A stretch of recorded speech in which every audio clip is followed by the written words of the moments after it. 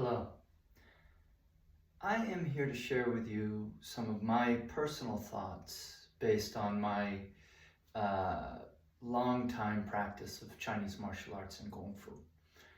So, I've studied a lot of things over close to 30 years. I'm not saying I've mastered everything, just not even saying I'm a great practitioner, just that I have a wide exposure and a deep interest and passion in these arts. So,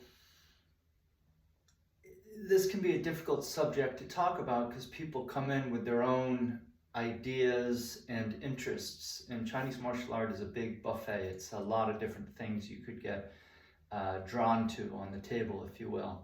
And so for me personally, I've always been interested in self-defense, being able to take care of myself. I was a small kid. It just made sense, right? It was, I liked sports, so I got knocked around a good bit when I was young.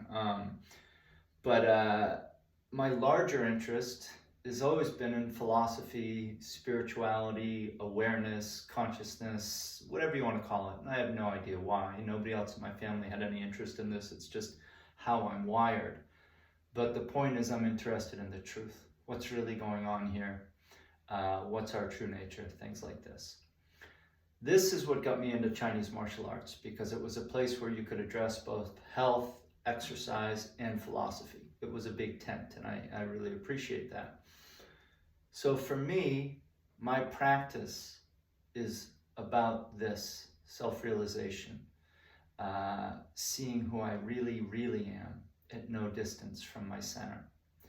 And these arts are really useful in that endeavor because they give us a capacity to still the body, to release all the unprocessed tension and anxiety that gets stored in the tissues, that creates a background noise that makes it very difficult to see the movement of mind and how we move with mind to go into trance. And so standing, which is only one aspect of this practice, is such a apt practice and metaphor for what we're doing, which is learning to be with the discomfort of being fully present with nothing to do. Nowhere for the mind to go, no movement of the body to distract us, but plenty of sensation arising that could lead to distraction or movement, and probably plenty of thoughts as well at first. And so we develop discipline and willingness to meet the discomfort, to not follow the thoughts, and to begin to turn the energy of our attention around so it doesn't go out from us into the world, but back into us, so we have a place from which to meet the world with stillness and clarity.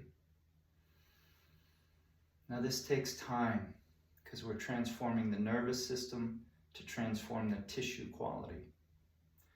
So you can be aware of this and be working through many stages of this, but the establishment of this takes time. And this is why these practices take time, years, not weeks.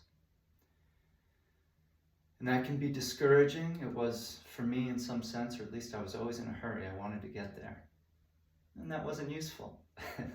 Hard to understand when you're the one in a hurry, but easy to see when you're not. Hurrying just gets in the way. But if we look at this as a long-term investment into ourselves in a way of using our time rather than being used by our time, it's a beautiful path of cultivation, and it's rich and deep, so there's always something new to learn, something new to develop. So this is the spirit in which I teach. I draw from three main arts, Taiji, Xingyi, and Bagua.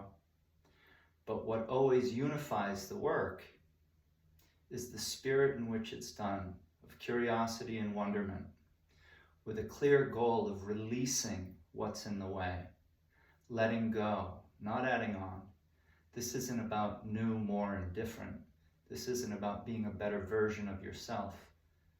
This is about surrendering to what's really here, to recognize the deeper truth of what's holding us all together in mutuality. And as these deeper realizations and insights grow roots, take root, deepen, begin to show up more for us, the whole way we're in this process of transformation. So there's always gains to be had, always new insights, always developing. But developing against the backdrop of patience and understanding that there's no arriving, there's simply being true to the way, staying with what is unfolding in the present moment as it unfolds. And when I stand and I look around, I see my vastness. I notice the absence of myself and the presence of everything else.